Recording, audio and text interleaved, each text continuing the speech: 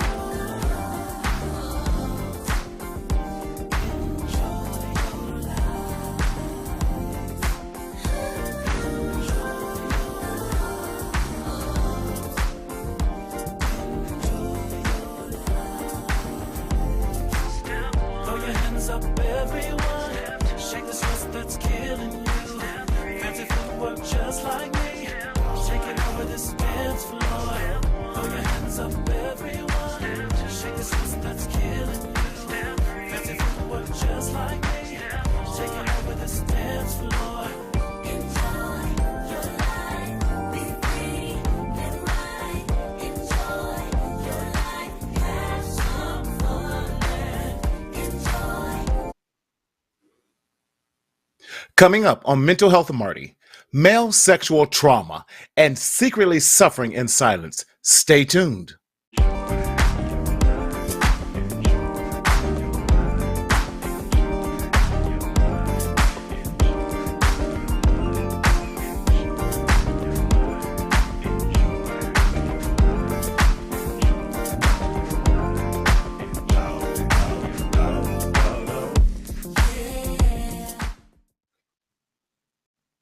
What's up, everybody? Yes, it's me. It's Martina Sellers, your mental health hygienist, coming to you live and always in living color. You know how we do it here in Southern California, where the sun is always shining. Not only is it shining, we are still in the triple digits out here.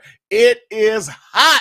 Tell your neighbor it's hot, it's hot, it's hot. But we are so glad that you are joining us today, whether you're on Facebook, Black Man Made Well, YouTube, wherever you're from. We are so glad that you are here tonight. Let us know that you're listening and where you are listening from, because we have an exciting show for you on tonight. Hope everyone is doing well. We are going to do some exciting things, but you know how we always do here on the show. We got to give you our disclaimer and what we are and who we are and what we are not. Again, the Mental Health Matters with Marty show is a psychoeducational show. And although I am a therapist, my job is to help bring you education about health and wellness, especially to our BIPOC, Black and Indigenous communities here in the United States and across the world. Why? Because we don't want you to continue to secretly suffer in silence in the shadow of shame. But this is not to be a substitute for seeing your therapist, your psychologist, your psychiatrist, your pastor, your life coach, your dentist, your doctor, anyone else. But we are to be a supplement and a part of your treatment plan. Why? Because we always want you to speak up, speak out, and live. Why? Because we have to learn how to enjoy our lives the best way we can. And that is by having a sane and healthy mind. And that's why I call myself the mental health hygienist. We got to wash our minds daily. And so if you're experiencing any type of mental health crises, please go to your nearest urgent care, because we want to make sure you are doing well. Now, how do you engage? I'm so glad that you asked. We want you to be engaging, especially in this dynamic conversation that we are having today. We want you to be engaged in the conversation. So how do you engage with us? I'm glad you asked. Definitely, if you are on Facebook, Black Man Made Well, or any of those, we want you to jump over to Mental Health Marty YouTube. Again, Mental Health Marty YouTube channel. And there, like and, subscribe. I'm so used to saying it if we're on Facebook, subscribe. And when you hear that lets you know that you're subscribing. And as you make comments on YouTube, we'll be able to see those comments. We'll be able to see those questions that you may have, because we want this to be an interactive portion of that. Brother Jonathan, how you feeling, man? Hope all is well. Are you staying cool out here with all this heat that's going on in Southern California? Again, hope everyone is doing well. Again, give us a shout out. Let us know that you are out there and that you are listening today. Today, we have a very, very, very dynamic show talking about surviving male sexual trauma, overcoming societal stigmas. Do you know that 1 in 6, if not 1 in 7 men have experienced some sort of sexual assault or sexual trauma in their lives? And definitely this number gets even smaller when you're looking at some statistics, when we're looking at middle school, when we're looking at high school. 1 in 6 of these young men have experienced this type of trauma. Tanya, so good to see you. Thank you for always joining and being a faithful listener to the Mental Health Marty Show. So great to see you out there in virtual land. And part of the trauma of this is that too many men secretly suffer in silence in the shadow of shame because of the stigma that comes along with that. Because we never want men struggle with that they have been victimized, that they have been taken advantage of, and often at young ages. And too often they are forced to keep quiet because too often when these type of situations happen, our masculinity is then questioned.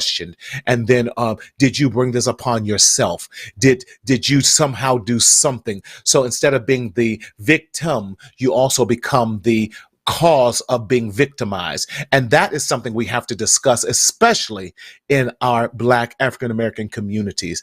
And tonight, I am so excited to have this brother on here. It is his first time on the Mental Health Marty Show, but I can tell y'all, just is not going to be his last. He is an author. He is a survivor. He is an advocate. And this young man just has so much going. He's on a tour. And so we definitely want to make sure that you check him out. Daryl, shoot up the flyer or the book cover, if you will, please, so we can definitely see that.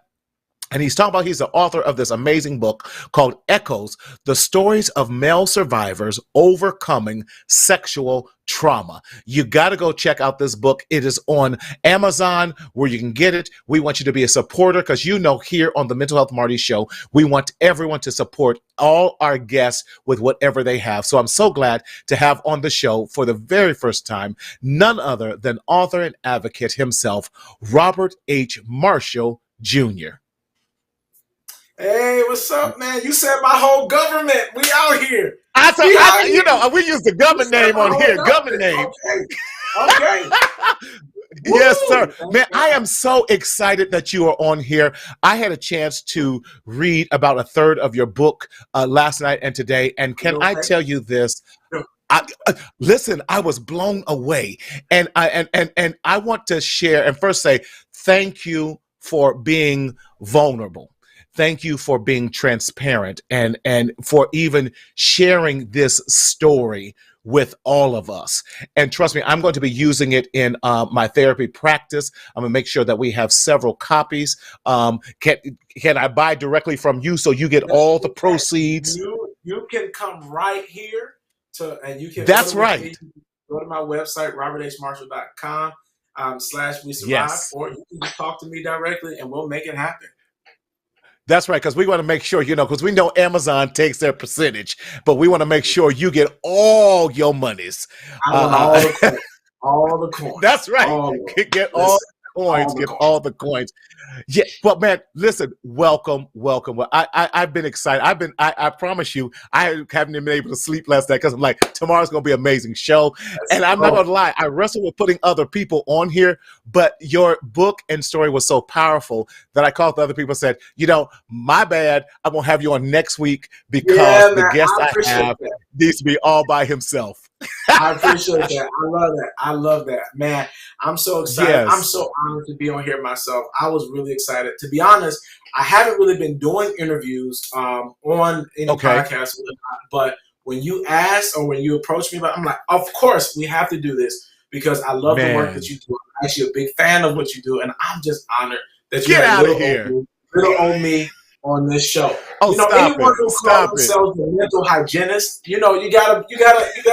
Okay, all right, mental hygienist. It was the tagline. I'm like, okay, I get it. I'm here for it.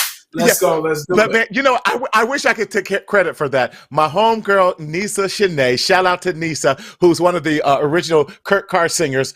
We lift our hands in the sanctuary, all that. So she and I have been friends since we were in high school. And she was just like, you're a mental health hygienist because we got to wash our mind. And so she coined that phrase for me.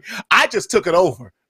Listen, you better go ahead and get it trademark, copyrighted, all that, man, before somebody you ain't never lied. Listen, you ain't never lied. To be inspired. They like to be inspired. They like to steal. That's what we like to do. They're just inspired. Just inspired. Listen, Robert, tell us about you, who you are, what you do. And then, I don't do a lot of homework. A lot of times before my shows, I'm telling you, y'all don't judge me, but I got questions for you because you inspired me. I got questions. Man, Brock, what's happening, man? What's up, Brock? So those who may not know you, talk to us and who you are and all this great stuff. Listen, my name is Robert Marshall, and I am so honored to be here. I am a male empowerment coach, and I help boys and men overcome adverse and traumatic life experiences. And we have an organization called I Am Man that focuses on providing support to fathers who did not have fathers, men overcoming sexual trauma, underserved, underrepresented student groups, and men returning home from incarceration. So that's what our organization does. And we do that through conferences, events, through seminars, through products, through services. And right now we're on tour with the Echoes movement, and Echoes is specifically focusing on empowering male survivors to overcome the negative impacts of sexual trauma. We do that through humanizing every man's experience. And so that's what we do. We believe every voice should be heard. Every story deserves to be heard and seen. And so we're creating a platform where we do that. On top of that, I'm a husband. I have 3 amazing children. I have an amazing Puerto Rican queen. She's my wife. We've been married for about 10 years now. Never thought that was going to happen. Okay. I can't believe I said 10 years, right? It just blows my mind. 10? Are you even old enough to have be in a marriage for 10 years? Even when you said young man, I'm like, you know what? I take that. I'll take it. Yes. So, I've been married for 10 years. On my own personal story, I'm a survivor of sexual trauma, rape, molestation, as well as fatherlessness, bullying. I grew up in the backwoods of a space called Brunswick, Georgia. Very, poverty. My friends were either incarcerated or dead or something. It's the same city that Ahmaud Arbery was killed in. So that's where I am from. Yes. So to give you a little context, I grew up in the racist South. And when I was about 17 years old, I packed my bags I packed 2 bags and $1,000 to my name. And I told my mom, I said, hey, I'm moving to Chicago. And I've been in Chicago ever since. I'm well studied. Yeah, well, so from there, I was the first person in my extended and immediate family to go to college, go to grad school, pursuing doctoral work, and I'm in a space now where I am passionately leading, and I serve in a number of capacities in my community, and I'm just excited to be doing this work and to be empowering men and providing men the space and the platform to begin their journey to wholeness. Yeah. Let me congratulate you, because I get what it means to kind of be in that first generation and leading the path of getting degrees and multiple degrees. And a lot of people don't realize the work that is involved in that. And when you're a lot of times, I had an amazing opportunity of going to UC Berkeley, but having a great school like that, when you're the only one in a room of 1,500 other students, a lot of times you're one of 2 Black folk that look like you, and the other one was a female. And so you're fighting from that perspective. Jonathan, I'm like that. What resilience? That's right. being a pillar of the community. Jonathan is an educator on the college level as well. And so he understands what it means when Black men go to college, when Black men have a graduate degree, when Black men pursue higher education and get a doctorate and all that involves. And so one, I salute you and congrats, man. And being a father and what that means and juggling all that and then overcome. I'm chiming in with Jonathan, overcoming unforeseeable and what feels like unsurmountable obstacles in your life. And can I go just churchy one quick second? Let's go. We can't help it. We can't help it. When the gospel all up in us, you was talking the gospel all in your book, and I'm like, see, he disguising it. But what the devil meant for evil, God will always turn it around for our good, because he said, and we know, come on, somebody, that all things work together for our good, who love the Lord and who are the called according to his purposes. And the calling is so heavy and drips on your life. Go right ahead, jump in, preacher. So listen, and one of my favorite scriptures, two of my favorite scriptures, if I was going to add something to that tag, is sir. For the present suffering time is not worthy to be compared to the glory that shall be revealed. Understanding that everything that happens in my life is not God doing it. The pain and the suffering that happens in my life is not God making it happen. But what God does, he is so good and he loves me so much that the present I go through, he makes it work out for my good. And the pain that I experience today is a prophecy of the promise and the hope and the glory for my tomorrow. So if you're asking God, why am I going through this? Why did this happen to me? Why? Listen, God didn't cause it, but I promise you, God's going to do something with it, and he's going to turn your mess into a message. He will take the broken pieces of your life and make something beautiful. One of the other verses, you took me here, so I'm running back out of this real quick. But one of my other scriptures is, for we are God's workmanship. We are his masterpiece. Yes, that's it. And all the time we look at our lives and we ask, like, yo, what's going to happen with all the messiness of my life?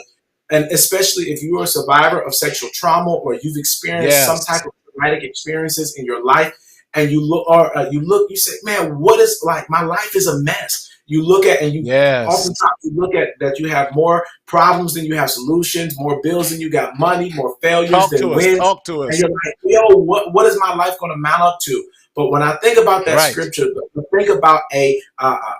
think about a stained glass window. If you ever look at a stained glass window, it has all of these little different pieces of glass, pieces that make up something bigger.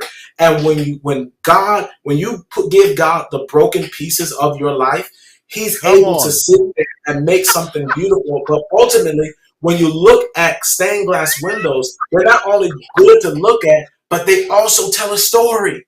And so God wants to use the broken pieces of your life, not only to make something beautiful, but to tell the story of his grace, his goodness, and your overcoming. I want somebody to know even your scars have purpose. Even come on. But anyway, I digest. I wish I had a Hammond B3 organ and somebody put me in A flat.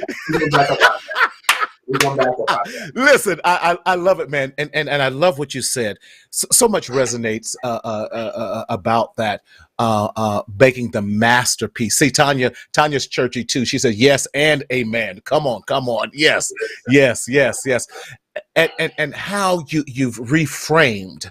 Reframing is so important, imperative when we're talking about healing from trauma. And you reframed that and said, he took mess and made it a masterpiece. He took the mess and made it a message. He took the test and made it a testimony. That's being real churchy. I'm trying to get out of there, but you done pulled me there. We're going to back right back out of it. Come out. Hit it, come out. You talked about, whenever you're talking about trauma, I applaud you because you're creating one of my passions. I'm going to share, be a little transparent with you, Robert. I hated men's ministries. I grew up in the church my whole life. Yes. I grew up in a domestic violent household. So my although I know my father loved me and loved us, he didn't have a father himself. He didn't know his father, and so, I had to get past, and that took me some time to get past all of that. And so you talked about, and I hated men's ministry. So the very thing that I never knew this passion I have now for helping Black men heal. And you are creating, and one of the things that I hear Black men say all the time is we have to have a safe space, void of judgment, of shaming, and all of that. Talk to us about your journey in getting to that place where you felt safe, because you said healing is the journey, but wholeness is the destination.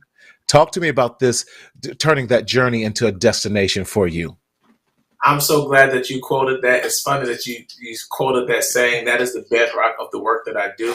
And to be honest, I'm gonna be a little petty. I'm gonna step out of the preacher mode for a minute. I was listening to an interview with somebody who was very famous, and they used my quote, and I was like, "Wait a minute!" I said, "Wait a minute." I said, "Now they didn't quote me, but I know that that's an original. So wait a minute." So anyway, I'm glad that you read that. That's yes, sir. I wasn't playing. Man. So to be honest, I hated men's ministry as well. And for me, most people don't know, most of my degrees are in educational leadership. And for me, for me, this journey into discovery of manhood, masculinity really came from out of the work and retention that I did in the educational setting. My master's degree is in education, higher education, leadership, and administration, with an emphasis on retention. So anytime I had a mentor who brought me on, and I had the opportunity to do this mentorship initiative with all men in the higher education setting. And I was like, okay, great, write up my master's work, but there's a difference between practice and theory. And so I realized then when I started dealing with these young guys, these college-age young boys, I noticed that the issues that were impacting them were not just the things that was going on in the classroom, but it was the things that were going on outside the systems and the external social structures that nobody ever spoken to in their life. I started creating a framework and a curriculum. Curriculum development is my area as well. So programming, curriculum development, and we grew the program from 10 guys to over 100 young men in less than a year. Wow. Now, mind you, they were coming on a Friday afternoon after classes from 10 See, to people 100. don't understand the vast growth of that. And we're talking about getting young men on a Friday afternoon, and that speaks to who you are and the environment that you created, that it goes from 10 to 100 in less than a year. Yeah. Not only that, we were able to take that program, and my mentor at the time was able, he showed me how to get grants. And so he wrote a grant, and this grant we had a 99% graduation rate in a community college of Black and brown from out of this cohort. And we were able to get funding to spread it to other community colleges within the Chicagoland area for them to use our model.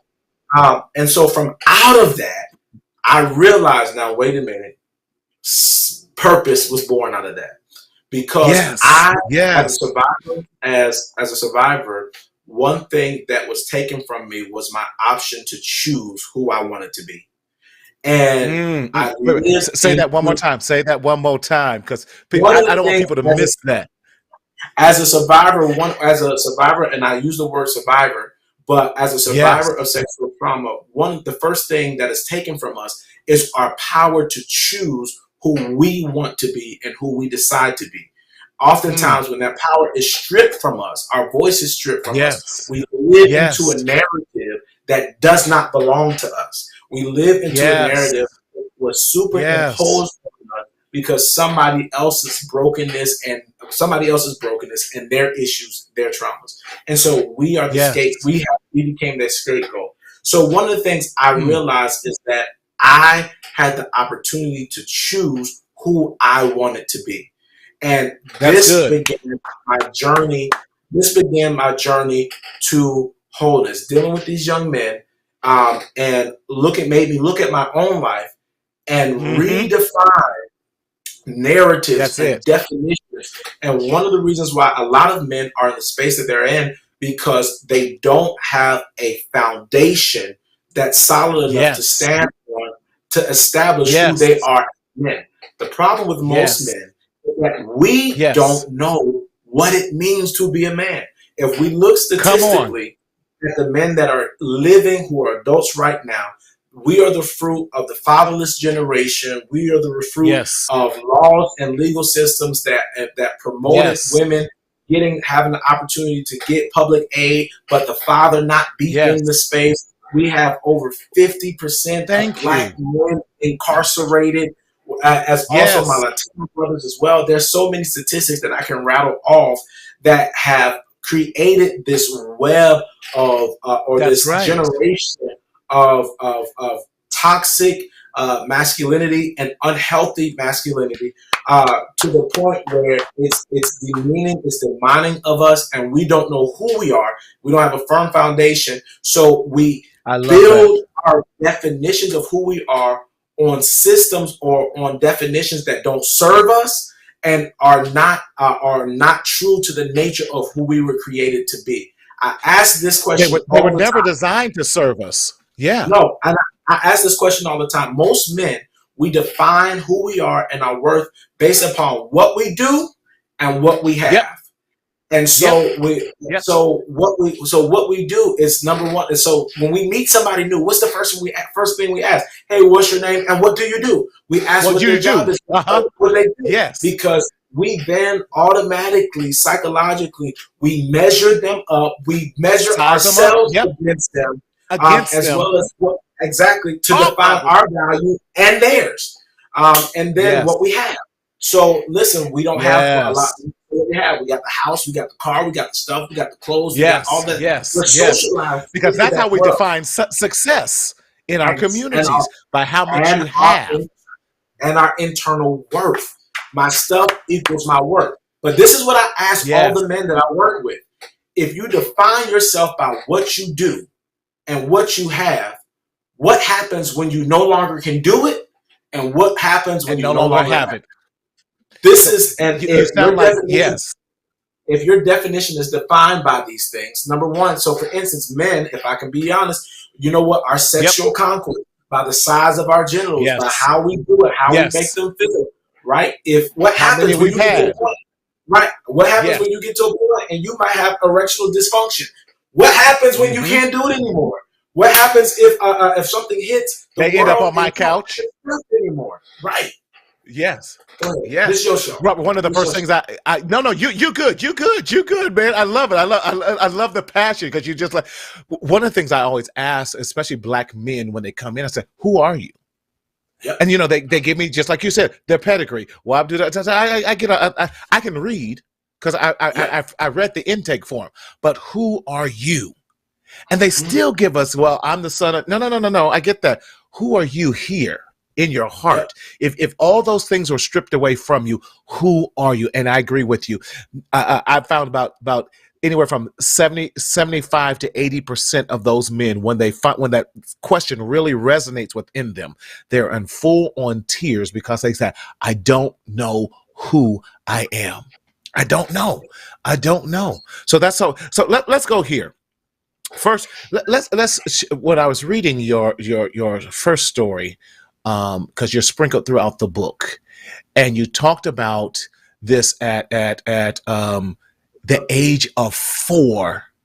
That was your and so from the age of 4, then you talk through about your barber and these other 9 men that have somehow sexually abused or you, and how even in our community, I love what you said. Too often we teach stranger danger, but we don't teach danger within our own families, danger within our own churches, danger within our own social organizations, and these quote unquote trusted people in our communities. Talk to us, Robert, about that for you, and a little bit of your story that you have. So, I was a lot of the abuse that I went through happened within the confines of the church. Not only just the church, Yes. but around family members and people who were trusted.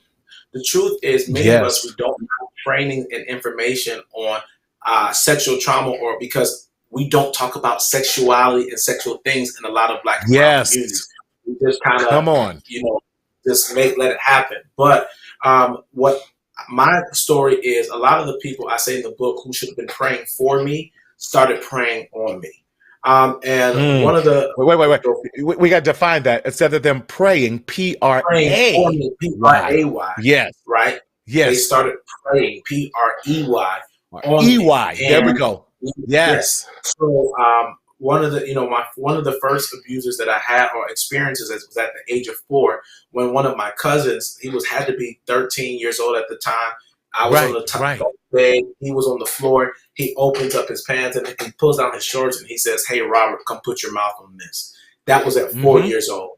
From that moment on, that, and even statistics say that once you have experienced a sexual traumatic experience, you are more prone to experience more from the more unconditional. And so that started at the age of 4. My barber, we moved to Georgia, and I did not know at the time, I was 7 years old at the time. And one of my best friends at the time, his brother had just came home, and they were having a come home party. I didn't know what that meant. Right. I was 7 years old. Yes. He cut my hair, and he cut my hair, my brother's hair, and his brother's hair. Yes. And so he was, after he cut their hair, he sent them outside to go play, and I was the last head to get cut. And so we were in his parents' room in their double wide trailer, and all of a sudden he put on this video, and now I know it was porn. And I remember seeing this, and as he was cutting my hair, he was watching this porn. Back in the day, we called them flicks. So he was watching this flick. Right. And all of a sudden, I remember seeing this man, I thought was peeing on the lady. I was 7 years old, didn't know much. I said, "Why is he peeing on her?" And I didn't really understand what I was watching. And he said, "Boy, that's not pee, that's cum." And he said, "You can do that too."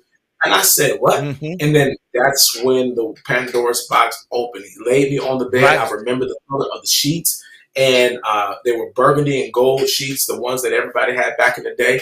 And back in the day, listen, he pulled my pants down, went forward to give fellatio, and nothing happened. I was 7 years old. So, of course, nothing was going on at that time. And so then he said, and I'll never forget the words. He said, "I guess yours hasn't come in yet. So let me," he said, "so do what I did to you, do it to me."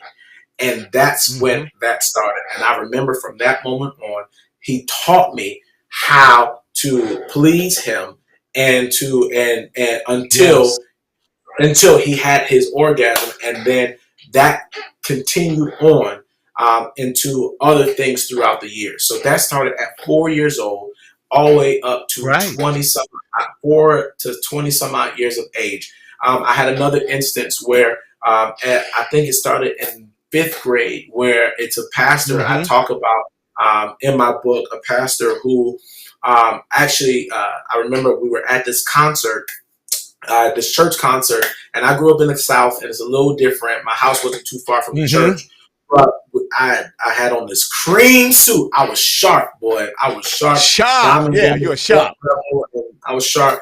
And I was walking. I came out the church, and I was on my way to walk home because I wasn't old enough to drive. I was only in 5th grade. And I think about, why was I walking home by myself? But anyway, I was walking home by myself, and he pulled, and I knew of him. He knew me. It was a small town. And he said, "Hey, Robert, I'm starting a church. I want to show you the building where it's going to be. I want you to be a part of it." And most people don't know I'm a musician as well. I sing as well. And so he said, "Hey, I want you to be a part of my church." And he said, "Let me show you where it is. You want to see it?" I said, "Yeah." So he had this red pickup truck. I get in the pickup truck. He takes me to this building. and it's this abandoned building, but everybody kind of knew what it was. He said he was fixing it up. And so he all of a sudden we're walking around, and from that moment to now, I don't remember how, but all I remember was being put on the table and being penetrated for the first time in my life.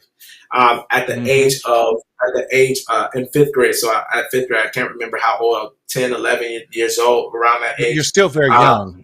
Yeah, still very young. Still very young. And I didn't know at the time that he was married with children and a pastor in my city. And so that lasted from fifth grade all the way to 19, 20 years of age. And most people, you're listening and you're saying, and this is why it's so hard for some people to tell their story. Yes. Because you say, well, you got to a point where you were old enough to kind of understand and comprehend. There is a legal term that is called sexual grooming. And what was happening to me, I was being groomed. I was being groomed to become his or their sexual person that they would go to for whatever they need at the time. So sexual grooming is when you are groomed or grown into, and your victimizer becomes, you become comfortable. You become, it becomes convenient. It becomes comfortable, and it's you become comfortable with the abuse, where it feels like it's normal. It feels like it's normal. And that's the purpose of the grooming process, because then they try and buy you gifts and you wonder. And so parents, listen, if a man or something is buying all these unusual gifts or always volunteering, you need to have an eyebrow up and say, wait a minute, why is this going? Are they potentially grooming my child right in front of my face? And I just think they're being super nice, as opposed to they're grooming me to take advantage of me, so that they're covering up their own, and I'll say it this way, their own insecurities and all these other things, because that's a whole nother conversation we can have. Listen, that's how you begin to identify when you have people who are, and this happens with coaches and pastors. And like one of the red flags is if you see someone is always trying to get your child to by them and their child and themselves, right, and individually, that is a red flag. When you start to see where they show them a little bit more attention than other people, other kids, that's potentially a red flag. Not saying that that's everybody, but these are some of the signs that you would see. Now, people knew at that time I didn't have a father, so this was happening under the guise of you're my little brother and I'm your big brother. So when people it didn't seem weird, because it was, he's a musician, he's mentoring him. This looks on the outward side, it looks like, he's taking him under his wing. He was taking me under. That wasn't that. But there was one other, instance that I haven't talked about in this book, and I haven't talked about publicly, but this is the first time I'm going to talk about it on this show. Exclusivity. It's not mentioned in the book. My wife knows about it, and she's challenged me multiple times on why I didn't say anything. So I was also, at the age of 13, I got into a relationship with a teacher, at a female teacher at the time. I was 13 and she was 23 years old. And male perpetrators are very different than female perpetrators. And men who have experienced sexual abuse from women, it looks drastically different. And the problem is when you are groomed or prematurely sexually initiated by an older woman, it looks radically different when men or boys are praised for it. Praised because they are seen early initiation into masculinity and manhood. So for me, growing up as a church kid, I knew on a basic level that having sex from the church perspective with a male was wrong, but having sex with a woman was acceptable. Come on. And it was praised. And so she encouraged. And so she became my we became good friends, and then at the age of 13, and from the age of I was with her. It happened from 13 all the way to 18 years of age. So I want you to look at my life. The majority of my life was spent being sexually stimulated by older men, older women, people. So all of this stuff was going on at the same time. So I could one day, he would pick me up, and it would be at 10 o'clock at night, 9 o'clock at night. He would go to a track or a gym or a secluded place and have sex with me, and then be done. Like, it'd be outside, it'd be it'd be anywhere. But then with her, it was different because it was more socially acceptable. She was very nurturing. She was very giving. She brought food to my house. She made sure that my homework was done. She made sure, she was there. She was a little bit more, it wasn't as overt. But I did not realize until I moved away. She, from the age of 13 to 18, she really controlled my narrative with sex. With sex, and I loved her. I really did. I loved her, and I didn't think. And it became a love relationship because she was all that. She made me feel like nobody else loved me the way she did, and nobody else was going to be there for me the way she was. That's right. And that's it became the difference of that too. Yeah, go ahead. Because oftentimes men is more so sex secret. You don't tell anybody because we will get in trouble. With women, it's the same. It's a little different because it's nurturing, it's mothery, it's girlfriendly. It's all that at the same. It's all that at the same time. And she was a bona fide preacher as well. And so she was a bona fide preacher as well. And so I remember before I went off. Now she helped me fill out my college application. If it wasn't for her, I probably wouldn't have gone to college. So I never thought of her as someone who was sexually abusing me. But when I look at it, I had to go back and say, I was 13. She was 23, a teacher and a preacher.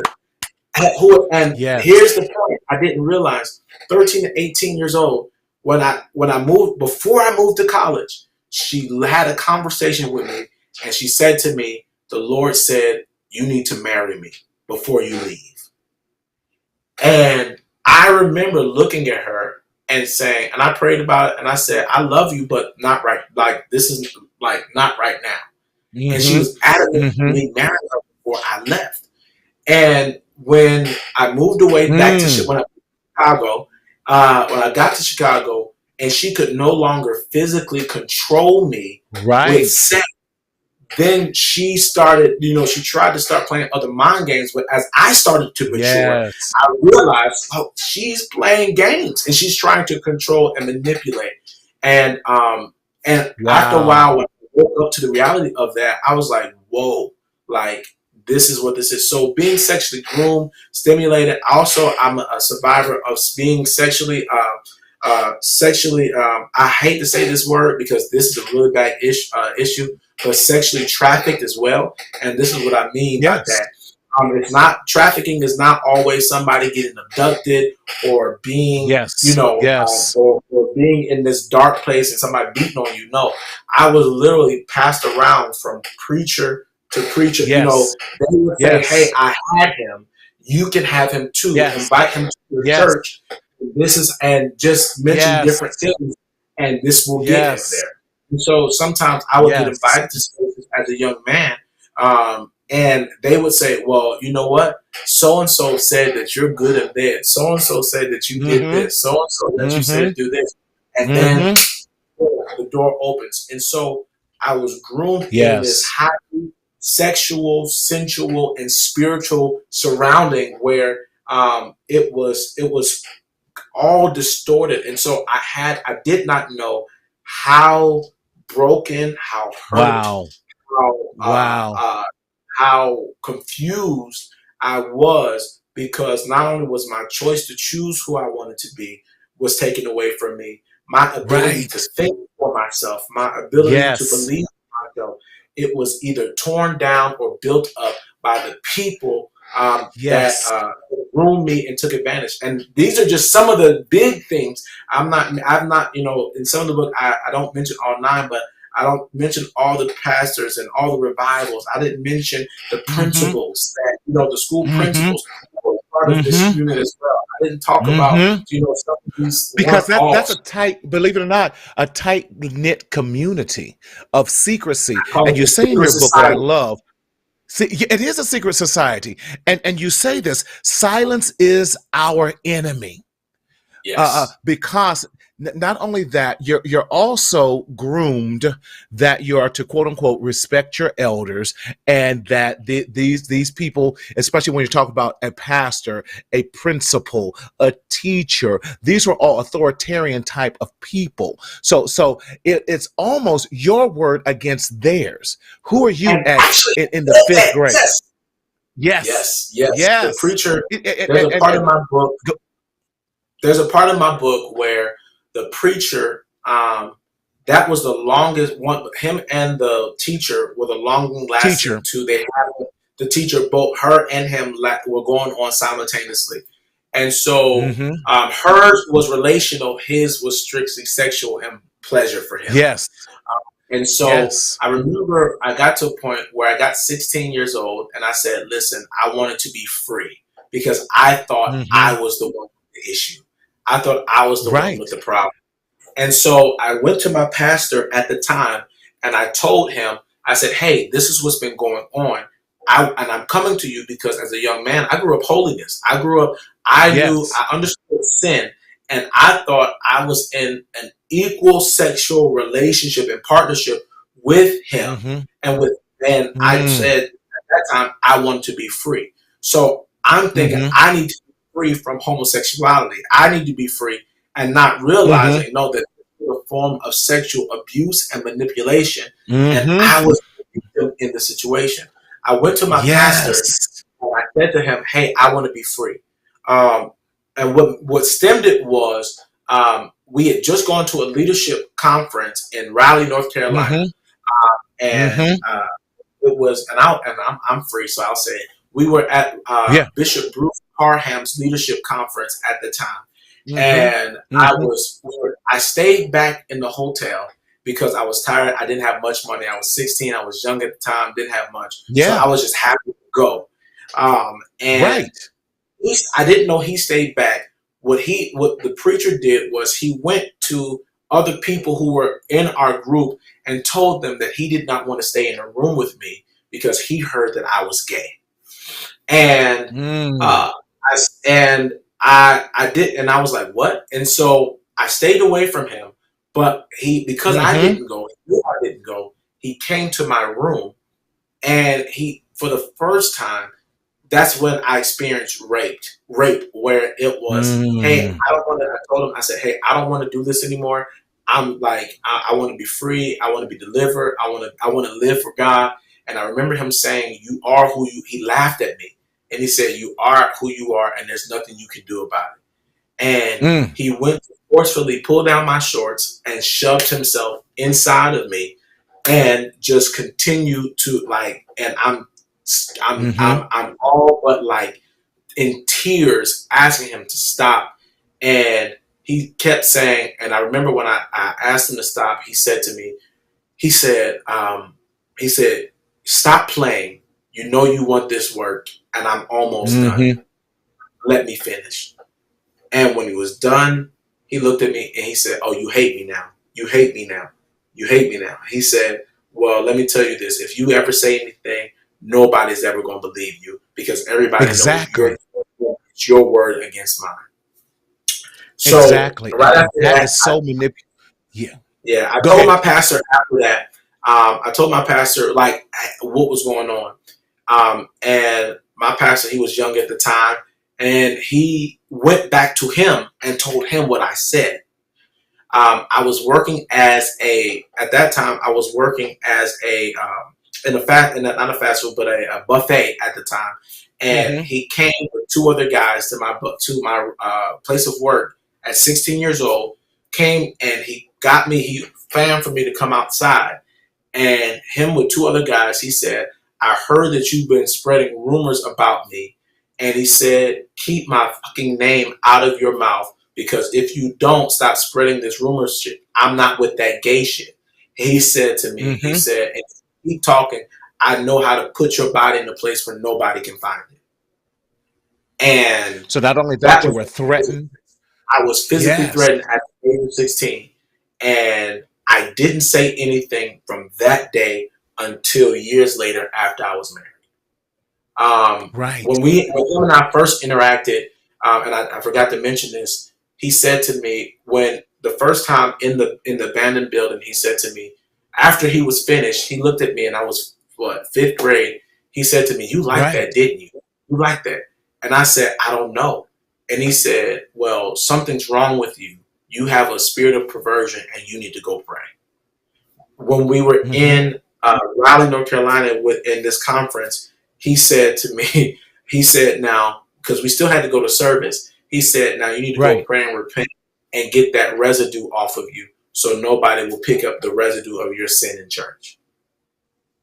And so now we have spiritual abuse now on you on top of that. And that's what so many people fail to realize and understand, the complicated layers that come with that, especially for young men. And that's why that believe it or not, I believe that a lot of male rape, sexual abuse is so underreported because of that.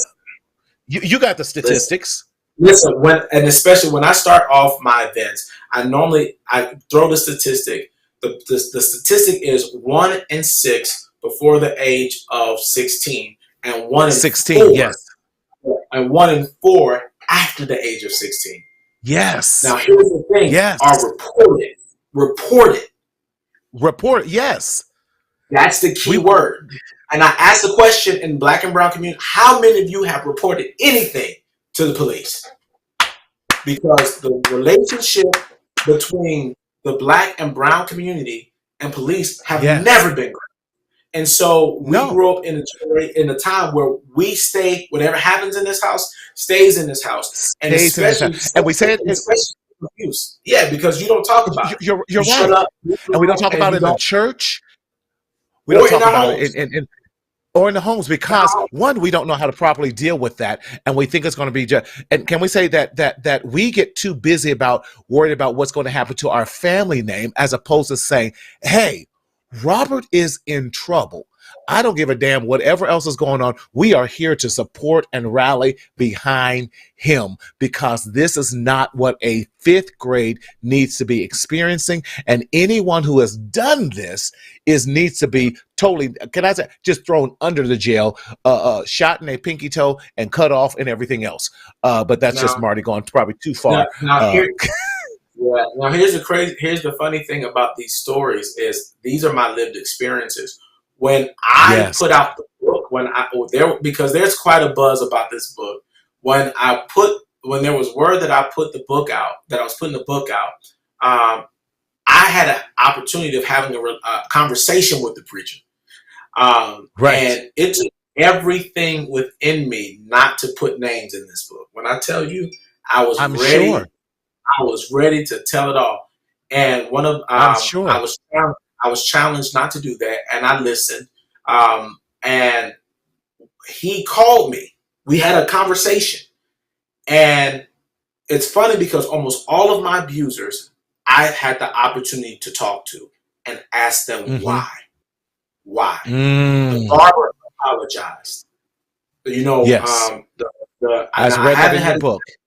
Right. The only other person, because I didn't mention her, was the teacher, because I didn't mention her. I didn't see it as sexual abuse until I started really doing this work.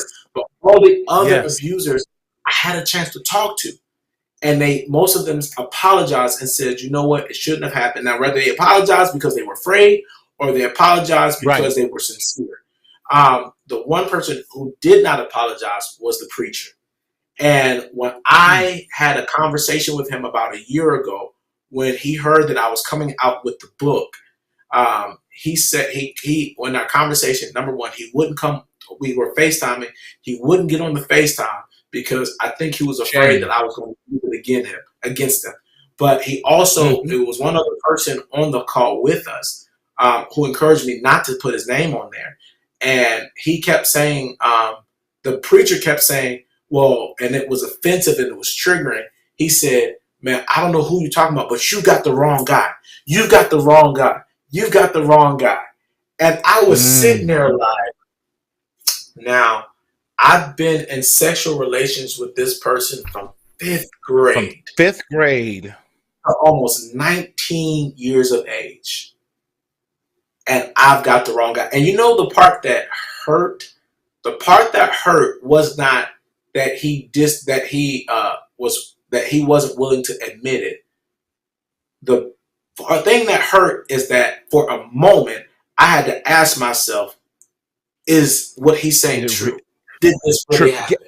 Yes, it's a mind game because it's power and control, because it's in that it's really considered DV in so many ways, an extension of that, because it's about power and control, to the point when you look at a lot of even domestic violent relationships. I shared that's kind of a, they say the person who is the victim will return anywhere from 7 to 10 times. Same thing, because they have power and control over you. Yes, at a grown man, I should be able to have power and control over someone, but for the good and to help. I don't want to use the word groom, but to support them, nurture. Grow, that's support. That's it.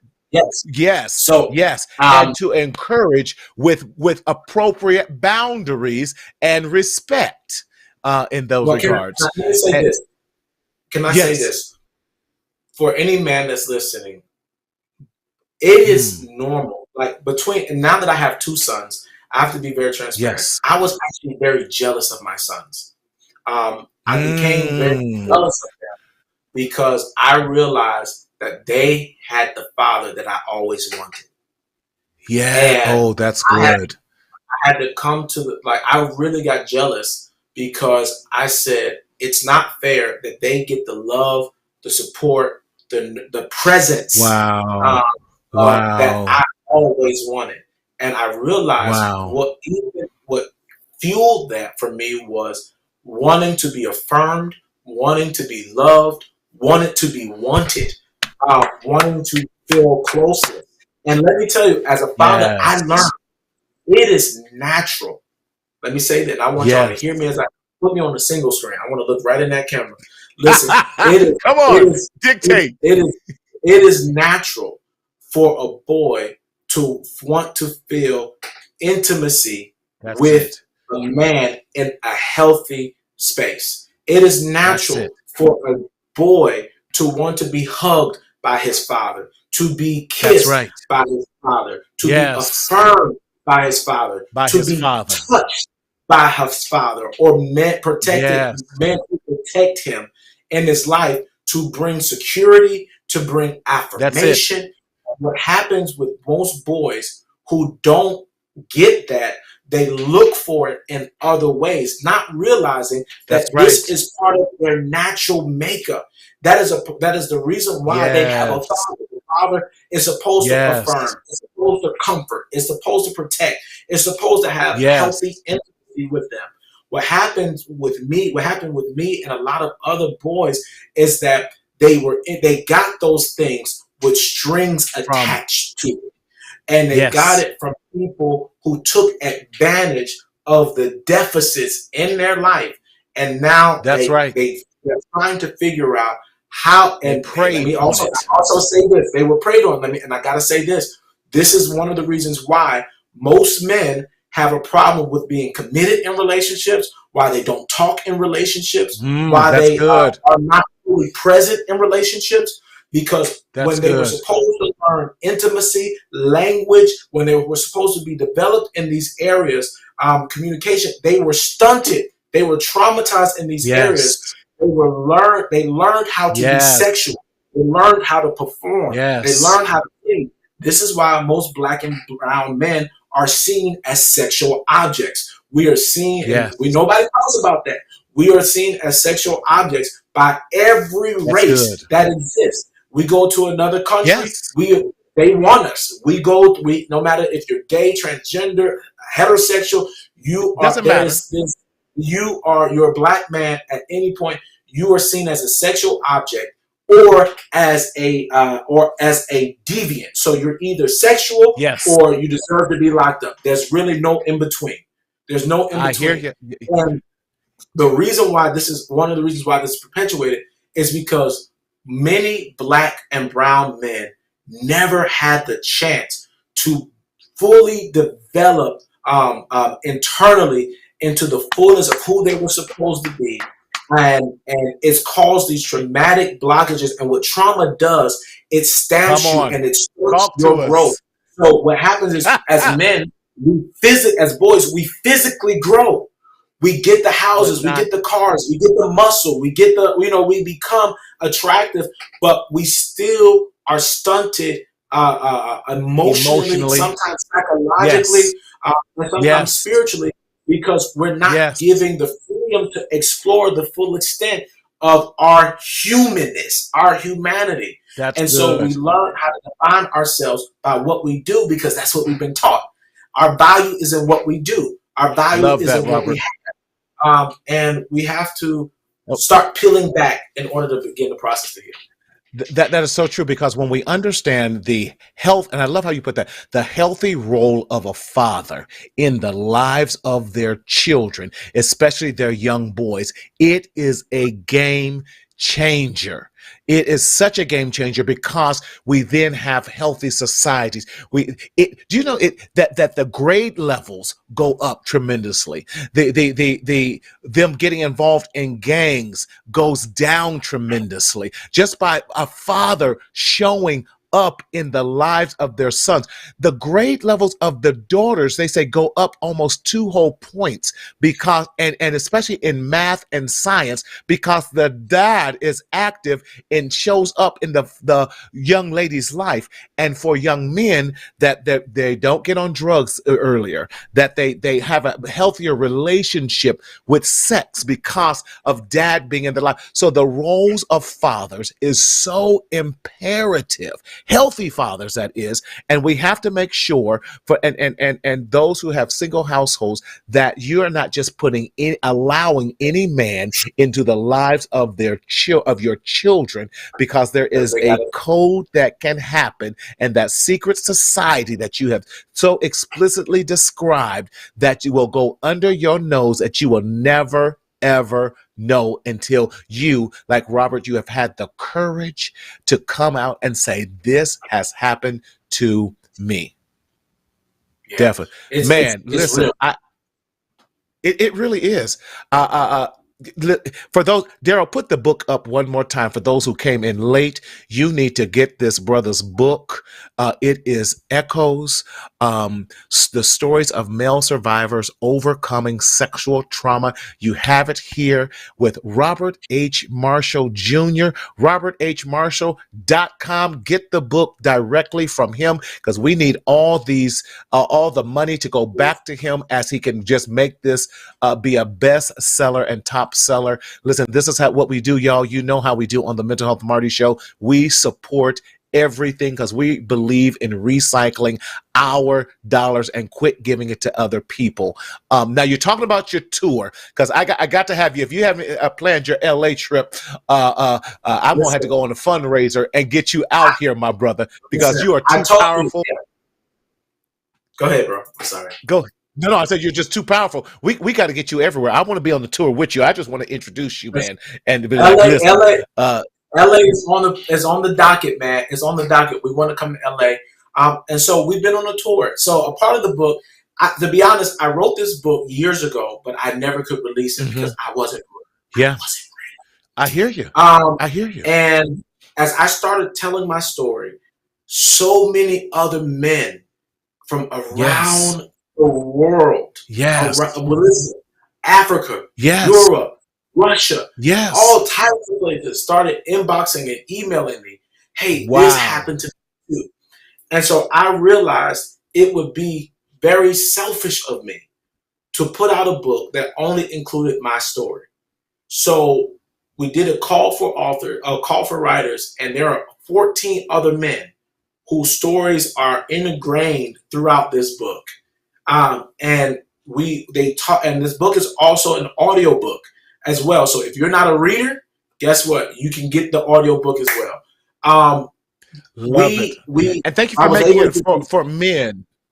You know, and I say that because a lot of times men, and I love how you did it because it's written for men, because men don't like these long chapters. I love how you thought through that. That was the brilliancy of that, then making it audible and all that. Listen, I love it. Your story needs to be told. Brock, I agree with you with that told. But go ahead. I cut you off about this, but go it's talk. Perfect. So our tour date, we're looking. So right now, the next tour date is in Atlanta.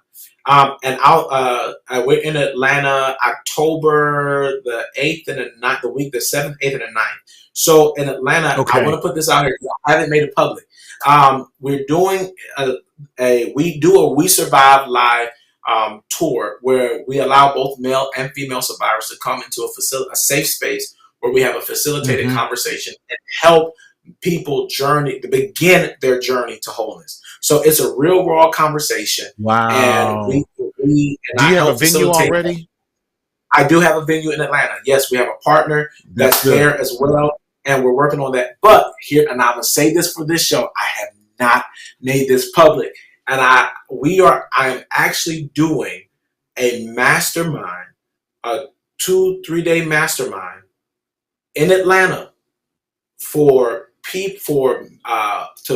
people who have either experienced sexual trauma or who are men who have experienced some form of traumatic life experience. There is a mastermind that I'm doing. It's private. It's exclusive. I've not put it on Facebook. I've not talked about it. It's been invitation only. So we're only allowing 8 men to be in this mastermind. So we have right now. I haven't advertised it. We have 4 slots left. To attend this mastermind is $375 for the weekend. You stay in the house with us and we talk about strategies and we come up with, we do our research. We talk about strategies. And we talk about creating pathways of healing and wholeness for men of color. Okay, so I want to host a mastermind. I want to host a mastermind in 2023. All this, Robert, we're talking because as much, we talked offline how much we did. Church ministry men's ministry was not. But man, I love this. I want to be a part of this. I want to help heal because I know too many men in therapy. That I do that have not gotten past their sexual trauma. And I'm so glad that you walked back and grabbed that 4-year-old Robert and that 5th grade-year-old Robert, and you went back and held him and told him it's going to be all right. And that you now have this amazing marriage, and that I praise God for your wife who supports you, who's there. There's no judgment, and you guys are working. Yes, I love it. Atlanta is the perfect place to dismantle rape. Come on, and abuse of our Black men. Thank you so much for doing this, Jonathan. Jonathan, I'm going to need your help when we bring Robert out here. Can we go to your university? I got some university places we can go to, but we need to make this a huge event. And actually, to be honest, we talk. So I do tours. I also lecture at colleges and universities about male sexual abuse and what we do here. I've been an adjunct professor for some time, educator for some time. So I'm in those spaces we're in those spaces as well. We presented at colleges and universities all over the world about our research. And you know what makes them... I would get some therapists out here too, and we get some folks to give you some CEUs on that side. Listen, we got a whole plan. Listen, go ahead, Robert. The last thing, I don't know how long our show is, but I also want to announce too that we're also working on a documentary, and I am so excited with these guys. We are working on a documentary. Listen, I have 3 years worth of content, worth of events, worth of conversations that we have. We've had the privilege of having that's all been professionally recorded, and we are actively putting together a documentary called the Echoes documentary, and it's going to continue to fuel this movement. This is a movement. We're not just stopping. It's not just a book. The creator in me is going crazy. As you get this documentary, we need to do a stage play. Listen, we're already working on it. It's a stage play. Listen, we got 14 stories, but I'm excited. We are going to be shooting. Yeah, we're going to be shooting also we're going to be shooting this upcoming month. We have 27 male survivors and advocates coming to Chicago at the end of this month to begin to shoot for the marketing campaign to raise awareness about male sexual abuse. I'm just telling all my business on this show, man. You are. I love it. Keep telling. Listen, I'm coming to Chicago, man. We're going to hang out and we're going to get some pizza. Listen, that's happening. So we're going to begin this campaign. I'm so excited to be working with a very creative man to make that happen. So we released the book, and people are like, "Yo, we need a workbook." The workbook should be done within the next couple of weeks. So the workbook is coming out. The documentary is coming. We're touring. We are doing a lot of stuff. So, and I want people to come. I want people to be a part because I love that. Even if you're a woman, and when we do these events, we do invite women. And the reason why we do this, we invite women because we invite male survivors and the people that love them. And the reason why we invite the people who love them, because there's something that is called secondary trauma. And oftentimes it is the people who love men. Rather, it's their mom, their wife, their husband, their significant other who love them, right? They are the ones that have to deal with the brokenness of the individual they love, and they don't know how to help them.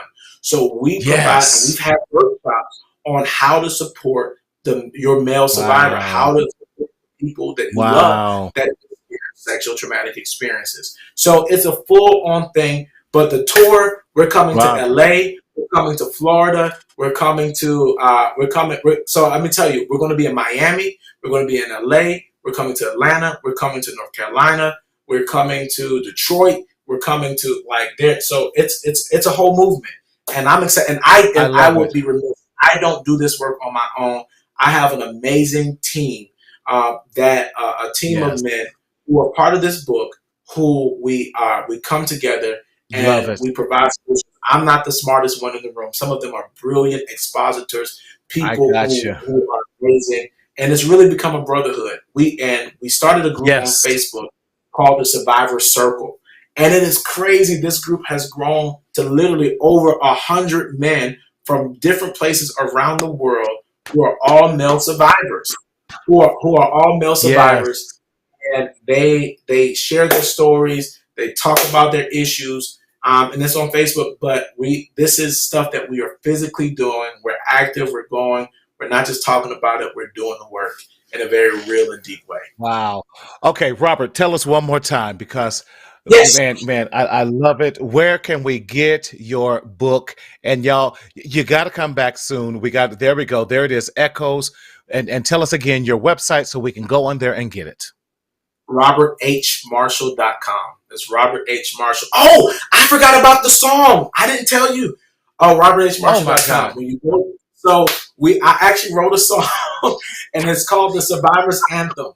So it's called Break Free, but we call it The Survivor's Anthem. You go to my website, you can hear the song.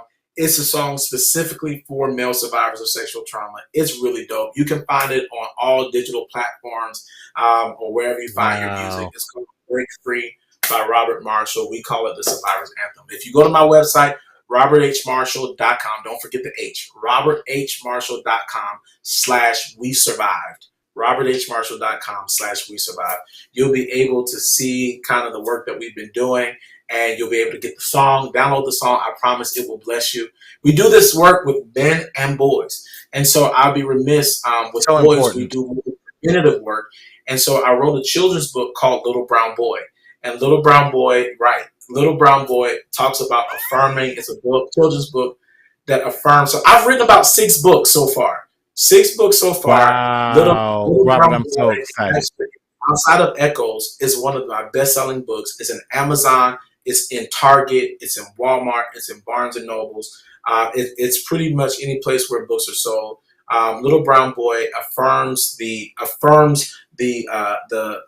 skin color and the esteem. It esteems little brown boys around the world. We have characters that go into different spaces and they love it, and we just really look at providing a safe space for boys to be seen, to be heard, and I'm excited about that as well. So you can go to my website and see all of that stuff. Wow. Okay, yeah. I'm about to get a copy of everything, Robert. I need a copy of everything. So, man, I can't thank you enough, man. You are so dope, and I appreciate. Again, I applaud your vulnerability and your willingness not to continue to suffer in silence, but to speak up and to speak out so that you and your family can live. My tagline with everything that I do, man. And so, guys, thank you so much for joining us for this edition of Mental Health with Marty. And we are so glad that Robert was here to share his amazing story. We didn't even have time to really get into, listen, we just barely scratched the surface. I definitely want you to go and support that. Derek, we're going to go kind of almost to the end, but we don't want you, if you're experiencing any type of trauma, the thing we want you to do, you can always text some of the resources we have available to you. If you're experiencing any type of trauma or crisis, you can type crises to 741-741. You have some other things. Listen, if you're looking for a psychologist, psychologytoday.com, good therapy, therapyforblackmen.com, wonderful practice there, good therapy. MarcelConsulting.com, which is our corporate office there, or you can dial 988, which is the new mental health hotline. And also I want to encourage you to call to mentalhealthmarty.com, and we can definitely help you out in those areas as well. I want to do a quick shout out for real quick there. Let's go to Daryl, the Atlanta event. I'm going to be in Atlanta, Georgia on Saturday, August 27th. Shaquille O'Neal, Boys and Girls Club of Henry County. I'm so excited about that. And it's called Ignite My Fire, a youth mentoring event. I have this amazing opportunity to speak to these young people at the Shaquille O'Neal's Boys and Girls Club on Saturday, August 27th in Henry County. And next week, we're going to have part 2 of surviving male sexual trauma. So definitely, we are so excited about you being here. Again, we cannot thank our guest, author, advocate, writer, songwriter, preacher, you name it, father, husband. He's all that, author. Please go back and make sure you support roberthmarshall.com. But in this journey called life, we're going straight to the end, Daryl. We don't want you to continue to secretly suffer in silence, in the shadow of shame, like so many men do because of our toxic masculinity that we have. But we want you to speak up, speak out, and live. But always remember to enjoy your life. We'll see you next week. Take care.